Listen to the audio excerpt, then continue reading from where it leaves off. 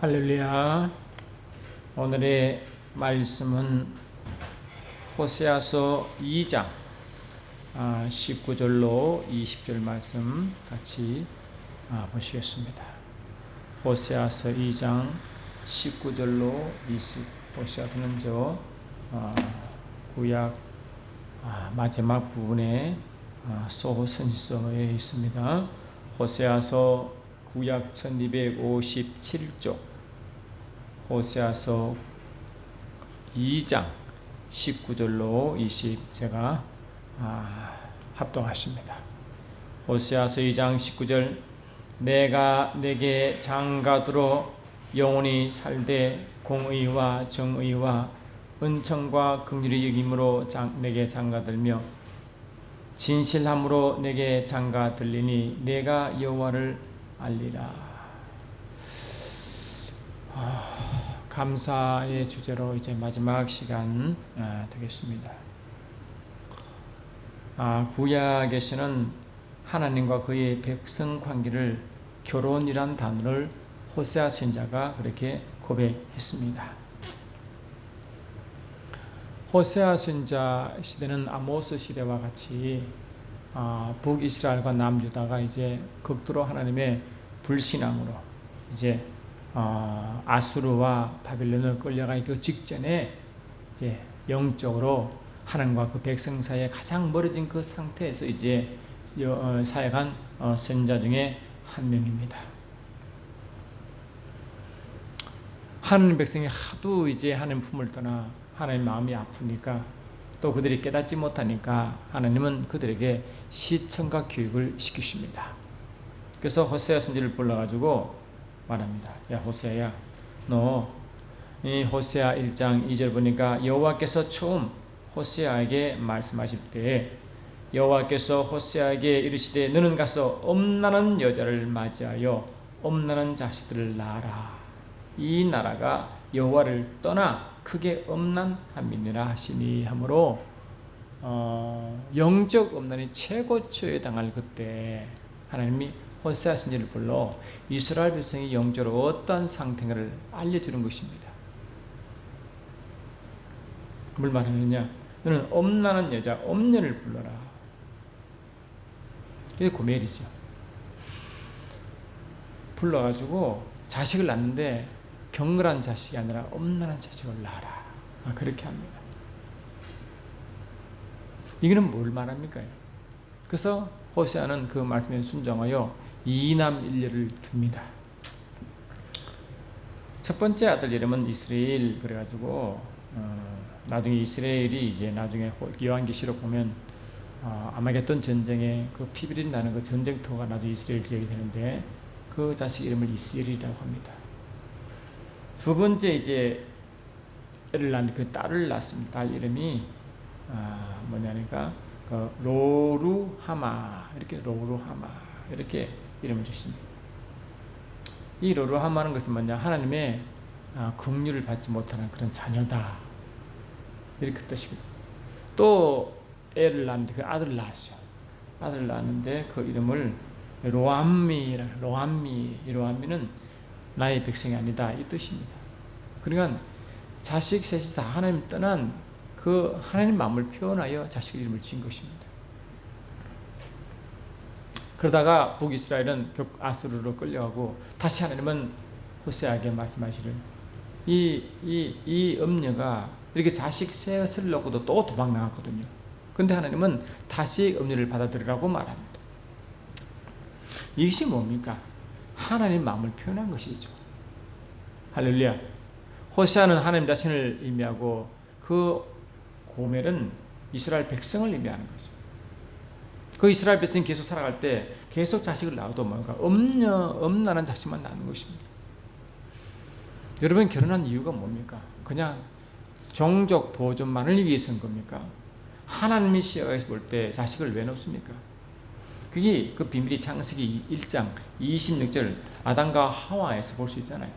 하나님이 아담을 만드시고 자식을 낳을 때 어떻게 낳았습니까? 하나님은 아담을 자신의 형상대로 모양대로 지었잖아요. 그러시고 생육하고 번성하라 이랬거든요. 그 생육하고 번성한 것이 뭐냐? 이게 엄란한 자식일까요? 경건한 자식일까요? 경건한 자식인 것입니다. 그들에게 뭐냐? 하나님 복이 계속 이어나가도록 그런 의도가 있는 것입니다. 계속 하나님 복이 이어나가고 하나님이 나타내도록 한 의도가 거기에 있어요. 그래서 하나님은 말라기 선지자에게 말라기 2장 15절에 어떻게 말하시냐니까 창세기 아담의 경우를 설명하시면서 이렇게 다시 설명하십니다. 말라기에서 2장 15절 보니까 이렇게 하나님은 말씀하십니다. 그에게 영이 충만하였으나 오직 하나를 만들지 아니하였느냐? 어째여 하나만 만드셨느냐? 이는 경건한 자손을 얻고자 하심이라. 이렇게다. 여기서 이 말씀은 정확한 뜻이 뭐냐? 영이 많지만 왜 아담도 있고 하와 영도 있는데 왜 그 영이 하나 되게 했느냐? 왜 하나가 되게 했느냐? 그것은 뭐냐? 이 하나 된 것처럼 육신도 하나가 되어 경건한 자손을 얻으려고 하나님이 그렇게 하셨다고 말하거든. 그래서 이 결혼의 첫 번째 목적은 뭐냐? 경건한 자손을 얻기 위한 아버지의 의도가 있습니다. 그냥 숫자를 누린 게 아닙니다. 그렇다면 노아 홍수가 있어. 그 많은 이제 노아 홍수, 노아의 홍수에 대비하여 못한 영혼들이 다 그렇게 물로 수장될 이유가 없죠.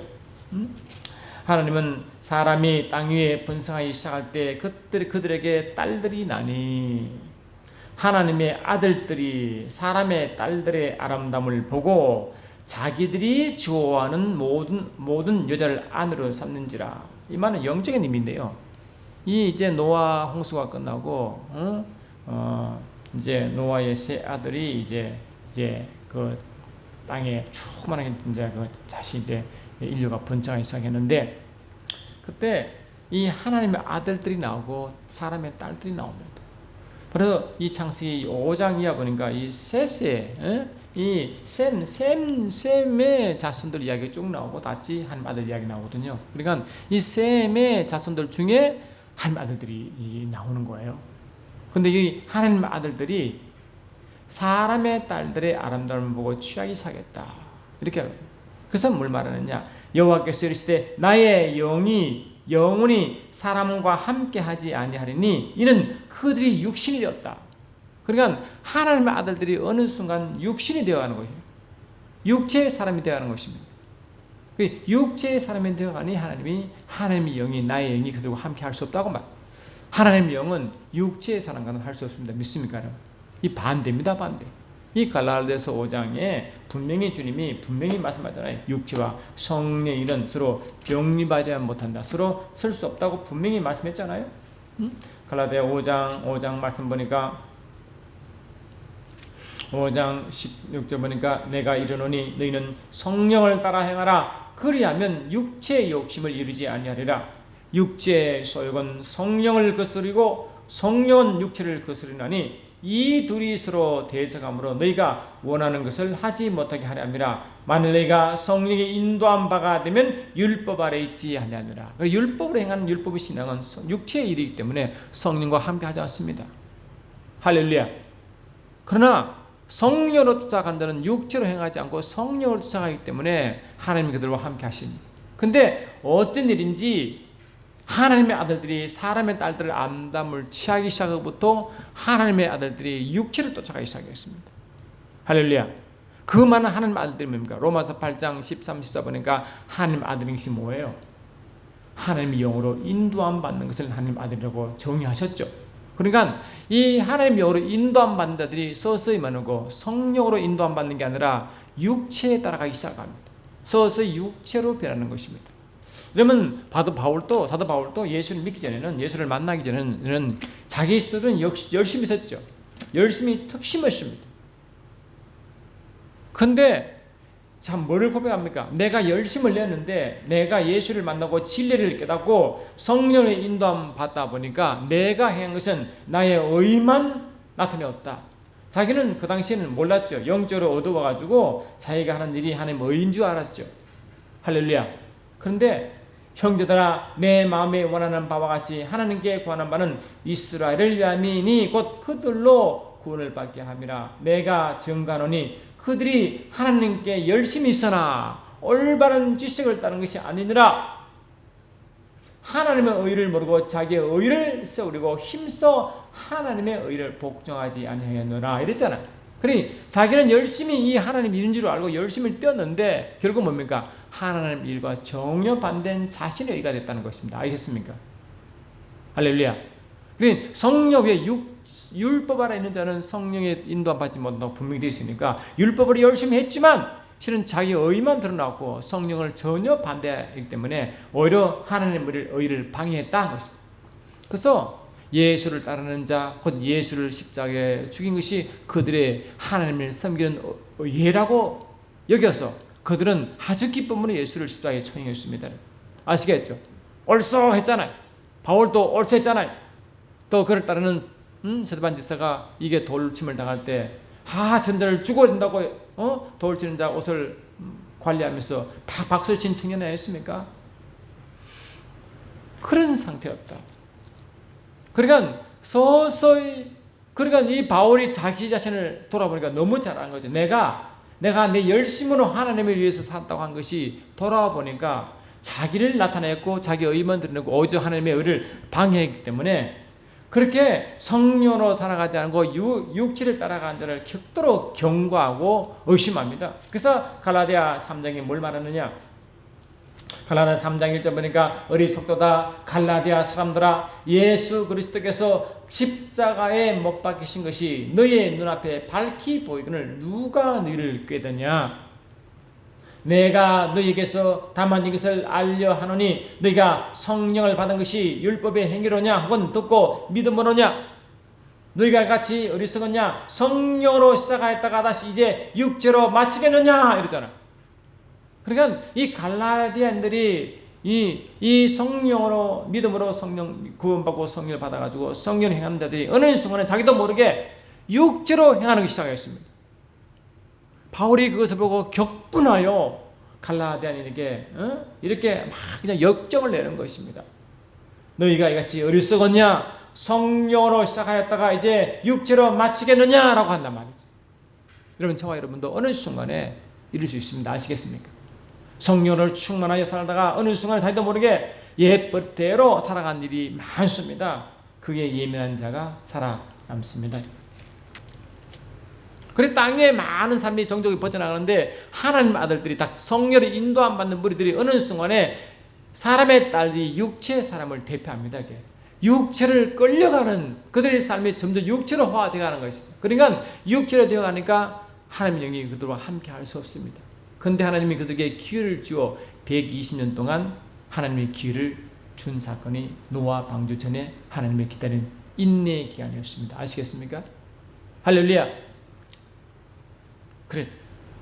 그러니까 육체로 자식을 많이 낳는다고 한 나쁜 게 아닌 거예요. 그러니까 사람의 알들에서 육체로 변하여 이 사람들이 다 머물고 홍수가 나기 직전까지 먹고 마시고 시체하고 장하고 놀고 물고 놀았잖아. 안 그래요? 할렐루야. 그렇게 육체에 빠져 살아갔잖아요. 이들은 다 물로 수장되었습니다. 이것이 무엇입니까? 마치 열 처녀가 있는데 처음에는 다 등과 기름을 준비한 처녀들이 있는데 마지막 주님이 오실 때는 뭡니까? 다 들어가십니까? 일부만 들어가십니까? 일부만 들어가십니까? 어떤 자입니까? 등과 기름을 준비한 자만 들어가십니다. 기름을 준비하지 않은 들은 다 뭡니까? 다 중간에 다 빠져버렸습니다. 이 노아 홍수와 비슷하잖아요? 똑같지 않습니까, 여러분? 같은 유행이죠. 저와 여러분이 성령으로 곧마시면 성령의 인도받아 성령의 능력으로 주의 증인되는 삶을 살아가야 되는데 그렇지 못한 자가 아무리 자식이 만나도 주님은 그 자식을 별로 기뻐하지 않습니다. 그 하나님은 하나님 백성을 어떻게 비유하느냐? 내가 나의 아들들 이상 격창시켜 나의 신부라고 말해버렸습니다. 나의 신부. 그래서 하나님은 이스라엘 백성과 결혼할 때 어떤 식으로 결혼하느냐? 내가 너에게 장가 들었다. 아멘. 장가 들었다. 장가 들면 새끼를 낳아야 되잖아요. 자식을 낳아야 되잖아요. 그럼 어떤 자식을 낳아야 됩니까? 계속 하나님을 경외하고 하나님을 할렐루야 성민 자식을 낳아야 되죠. 그게 뭡니까? 전도 아닙니까? 말씀을 낳아야 되지 않습니까? 저 여러분이 살아갈 때 하나님과 결혼했으면 그 자식이 뭐나 됩니까? 하나님을 더 경외하고 영광을 위해 살아가는 자를 만들어야 되지 않습니까? 내가 내게 장가들어 영원히 살되 의와 공변됨과 은총과 긍휼로 여김으로 내게 장가들어 진실함으로 내게 장가들리니 내가 여호와인 줄 알리라 이랬다. 그래서 하나님은 호세아 선지자를 들어 고멜과 엄녀 고멜과 결혼함으로 딸 자식을 놓고도 다시 집 나간 고멜을 다시 불러들어 뭘 말했습니까? 하나님이 자기 엄란한 백성을 끝까지 사랑하는 모습을 보여주는 것입니다. 근데 하나님이 오래오래 참으시는데 끝까지 참으실까요? 하나님 오래 참으시지만 끝까지 참으실까요? 계속 하나님의 사랑이신가? 계속 하나님 오래 참으실까요? 베드로서 3장을 보니까 이렇게 되어 있습니다. 사랑하는 자들아, 죽게는 하루가 천년 같고 천년이 하루 같다는 이 한 가지를 잊지 말라. 주의 약속은 어떤 이들이 더디다고 생각같이 더딘 것이 아니라 오직 주께서는 너희를 다하여 오래 참으사. 아멘. 아무도 멸망하지 아니하고 다 회개하기를 이르시를 원하시느니라 이랬잖아. 그래 오래 참으시는데 영원히 참으시는 게 아닙니다. 오래 참으시는데 한계가 있습니다. 그 하나님의 진노의 한계에 이르면요 급속도로 심판해 버립니다. 뭐처럼 하나님의 오래 참으신 120년의 기간을 두고도 그들이 돌아오지 아니하고, 그때 뭡니까? 이 의의 복음을 전파하는 노아가 그 방주를 지으면서도 얼마나 의를 전파했습니까? 의를 전파해도 그들은 안 들었죠. 할렐루야. 하나님의 시간 착각 타고 오는데 말이죠. 타고 오는데 말이죠. 저는 어제 전도를 열심히 하려는 마음은 꽉 차 있는데 잘 안 되니까 속이 많이 상합니다. 마음은 그게 말씀이 속에 있어 두렵다고 하나님 분명히 말했거든요. 이 에스겔 3장 18절 말씀 주시면서 네가 만약에 악인에게 복음을 전하지 않으면 그 악인은 자기 죄값으로 죽으시되 그들의 핏값을 너에게 청구하겠다, 이 말씀이 아직도 속에 있다. 그래서 누구 가든지 보통 항상 마음속에 복음이 있다. 복음을 전하니 아시겠죠? 계속 전하. 이 복음들 좀 들고 다니면 마음이 좀 편한데 안 들고 다니면 마음이 불안해. 어쩌면 복음지가 없으면 마음이 막 불안해집니다. 주님 부르실 그날까지 열심히 새끼를 낳아야 돼. 할렐루야. 자녀를 낳아야 돼. 복음으로 자식을 낳아야 돼. 바울이 내가 복음으로 낳았다는 것처럼 복음으로 말씀으로 낳아야 돼.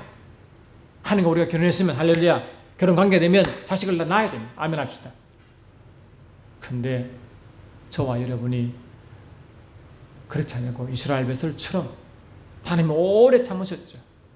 오래 참으셔서 하나님의 진노가, 하나님의 사랑하는 자에게 진노거든요. 히브리서 12장 보니까 사랑하는 자에게 진노가 임하는데도 그 진노를 모르면, 아멘, 모르면 그냥 나가는 것입니다.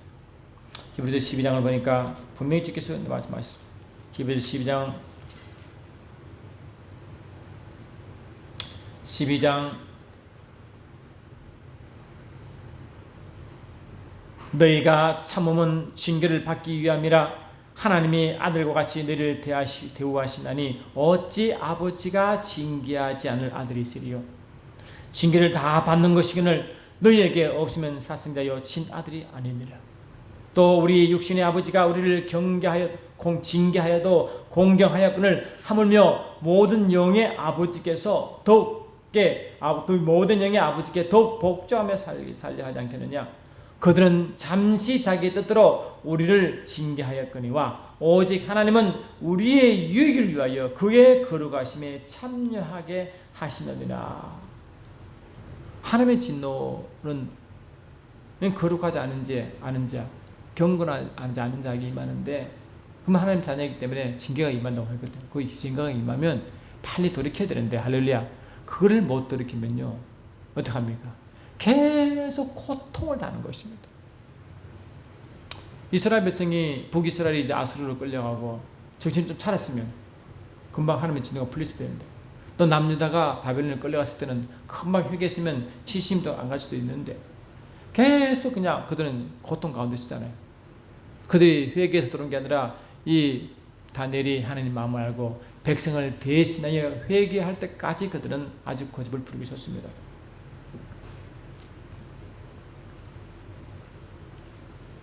저는 하나님의 속성을 성경을 통해 알았습니다. 제가 하나님을 믿었는데 하나님 뜻도 모르고 그냥 제 뜻대로 살다가 이제 중병이 와서 내가 방법이 어떨 수 있지 주님 앞에 무릎 꿇고 나올 때 그때 주님이 말씀하십니다. 내가 너를 징계하였느니라 그러시더라고요.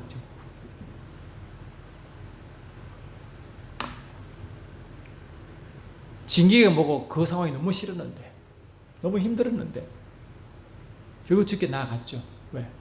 뭐 나는 죽게 됐으니까 방법이 없잖아. 살려달라고 죽게 나간 것이 은혜였습니다.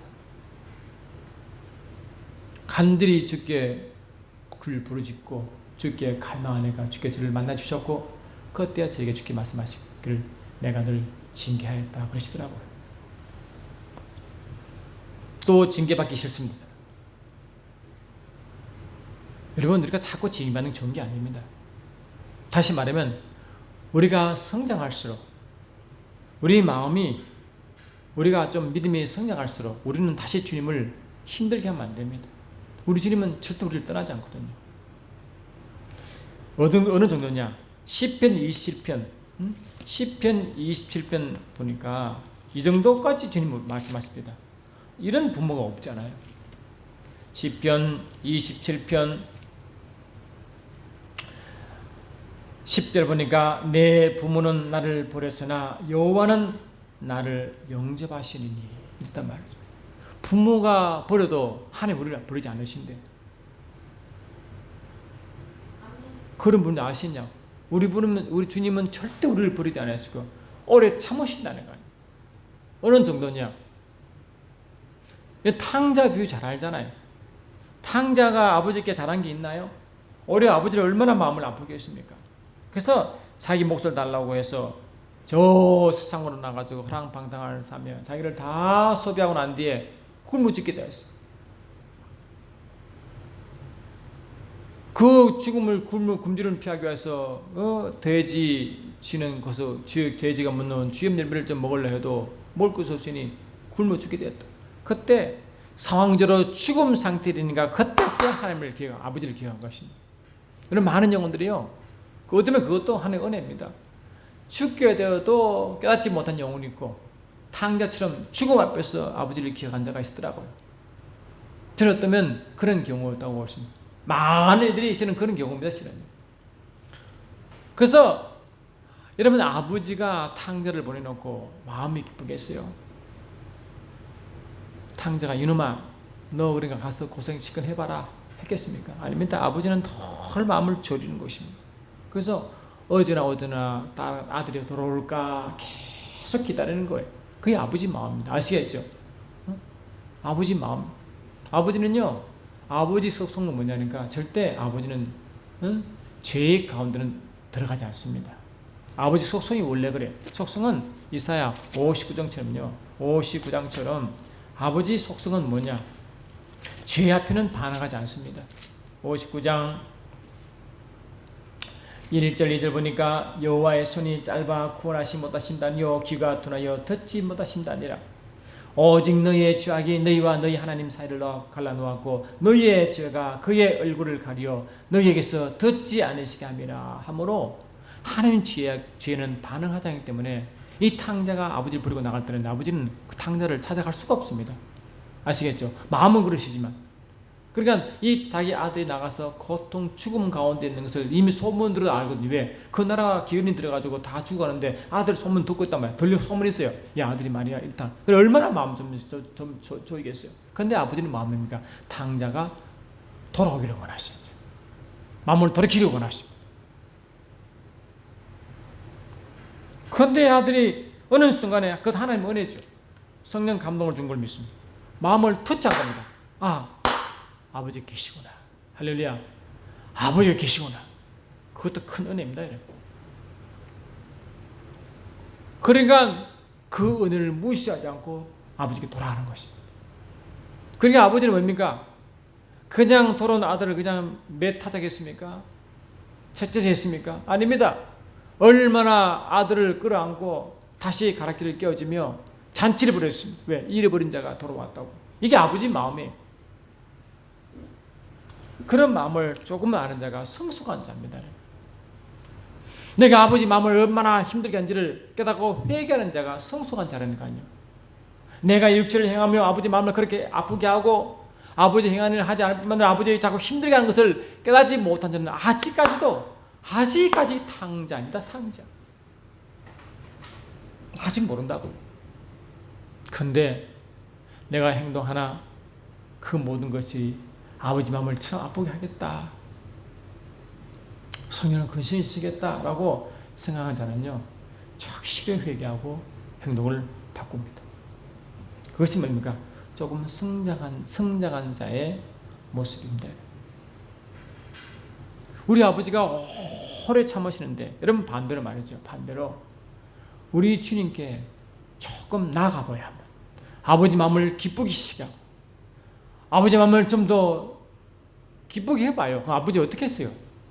그렇게 애를 비기고 해도 아버지 마음은 그렇게 졸이면 탕자를 기다리는 아버지인데, 반대로 말이에요. 저와 여러분이 좀 성숙하여 아버지를 기쁘게 하고 성령을 기쁘게 해봐요. 어떻게 했어요? 그냥 누리는 삶이 재밌습니다. 왜냐? 아버지는요, 한 번도 변함이 없거든요. 어떻게 우리와 결혼하셨느냐? 성실함으로, 진실함으로 결혼하셨거든요. 긍휼함으로, 은총으로 결혼하셨거든요. 오래 참으시고 하나님을 진노하지 않으시고 우리를 용서하시는 그 은혜가 있고, 동시에 하나님의 약속을 끝까지 지키시는 변함없는 하나님이시고 신실하신 하나님이시거든요.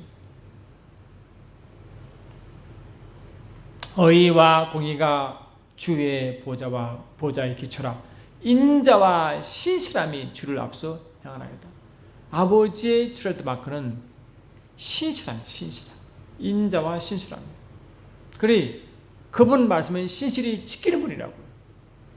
그분의 말씀을 신실히 인정, 그러니까 그분의 신실함처럼 그분의 은혜도 신실하시고. 그렇죠, 여러분이 이런 상황, 저런 상황 가운데서도 우리가 흔들리지 않냐고 언약을 믿고 약속을 믿고 달려간 자가 하나님 약속에 반면선 심으니까 그 약속을 누린 자가 되거든요. 이사야 55장 11절로 이 말씀하잖아요. 내 입에서 나가는 말도 이와 같이 헛되이 내게로 되돌아오지 아니하고 나의 기뻐하는 뜻을 이루며 내가 보낸 일에 형통함이니라. 함으로 하나님의 언약을 말씀을 끝까지 하나님의 신실하신 그 신실함으로 믿는 자에게는 반드시 그 말씀이 돌아오게 되어 있다. 어떻게? 형통함으로 돌아오게 되어 있다. 그래서 너희는 기쁨으로 나아가며 평안히 인도함을 받을 것이요 산들과 언덕들이 너희 앞에서 너희를 바라고 들의 모든 나무가 손뼉을 칠 것이며 잣나무는 가시나무를 대신하여 나며 화석류는 찔레를 대신하여 날 것이라. 이것이 여호와의 귀념이 되며 영영한 표징이 되어 끊이지 아니하리라. 하므로 하나님이 뭐라고 역사함으로 우리의 삶이 바뀌는 것, 풍성함으로 바뀌는 것, 형통함으로 바뀌는 것, 이것이 뭡니까? 하나님이 나와 함께하는 증거인 것입니다. 하나님과 하나님 마음을 기쁘게 하고요, 어떤 상황이 하나님의 마음을 기쁘게 하는 자는요, 반드시 그 삶이요 풍성하게 되어 있습니다. 풍성을 위해 사는 것이 아니라 그렇게 한 자는 풍성하게 되어 있습니다. 하나님의 억지로 우리를 축복하지 않으시고 우리를 못 살게 만드시고 거짓 만드시고 절대 그런 게 아니라니까요. 우리 하나님과 함께하는 자는 반드시 풍성과 형통이 트레이드 마크로 들어가 있습니다.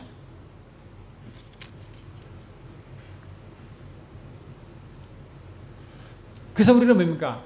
우리가 범사에 감사하라. 이것은 뭐라 말했어요? 앞에 뭐가 빠졌습니까? 주 안에서 범사에 감사하라. 주 안에, 주가 항상 주님이 안에 있을 때 그런 주 안에서 감사한 것은 뭐냐?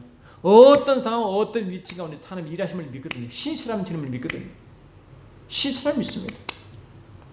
주님이 우리에게 어떻게 말씀입니까? 우리는 자꾸 어렵고 힘들 때 자꾸 불평불만하는데요. 이거는 다시 말해 불평불만한 것은 근본적으로 주를 신뢰하지 않은 불신의 이야기입니다.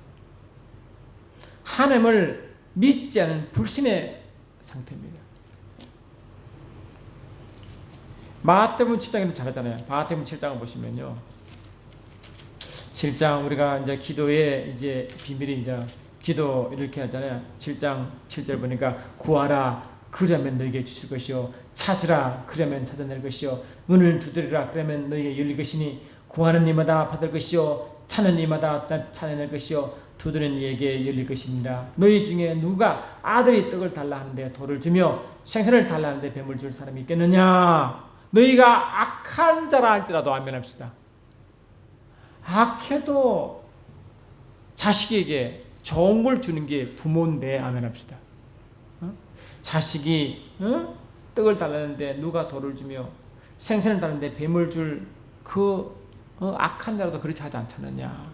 그런데 하물며 너희 아버지 아멘 천국에서 구하는 자에게 좋은 것을 주지 않겠느냐. 이런 믿음이 없느냐. 이런 믿음이 없느냐. 할렐루야. 이런 믿음이 없느냐.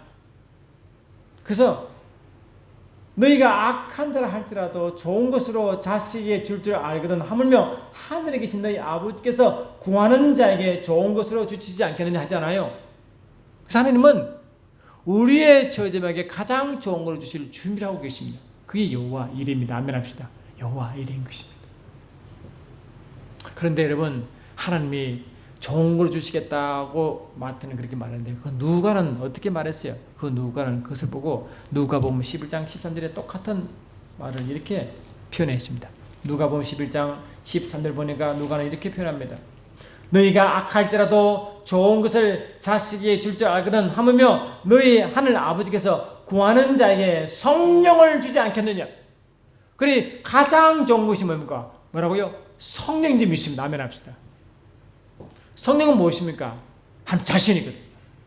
하나님은 그 마음은 뭡니까? 하나님은 우리들에게 자신을 주시다는 마음이거든요. 그래서 로마서 8장이 뭡니까? 그 말을 어떻게 말하고 있어요? 로마서 8장 32절 보니까 이렇게 말하잖아요. 8장 32절 보니까 자기 아들을 아끼지 아니하시고 우리 모든 사람을 위하여 내주신 이가 어찌 그 아들과 함께 모든 것을 우리에게 주시지 않겠느냐 했잖아요. 여러분 아브라함이 이삭을 바칠 때 이미 아브라함은 이미 자신을 주고 자신이 바쳤다 했잖아요. 아버지 아들 예수를 바칠 때 이미 아버지가 다 주신 의미거든. 그러니까 하나님이 우리들에게 가장 좋은 것 성령을 주신 것은 뭡니까? 아버지 자신을 주신 것입니다. 이해되시죠? 성령의 마음으로 야고보 4장 5절 보니까 하나님이 너희 안에 계시가신 이 성령께서므로 성령을 임하실 때 하나님의 삼위일체가 우리에게 다 들어와 계신지 믿습니다. 아멘 합시다. 자신이 와. 그러니까 하나님은 우리에게 뭡니까? 자신을 다 주셨습니다. 그러면 다 주신 것을 매 시간 누리는 방법이 뭐냐? 성령을 기쁘시게 하면 누리는 것입니다. 아시겠습니까? 에베소 3장 4장 보니까 어떻게 말하겠어요? 에베소 4장을 보니까 4장 할렐루야 4장을 보니까 하나님은 뭘 말씀하시냐니까